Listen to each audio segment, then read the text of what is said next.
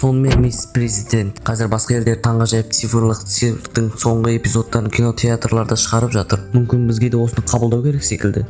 Қалай ойлайсыз? Не, сен мұны қайдан білесің, а? Саған айтпадым ма?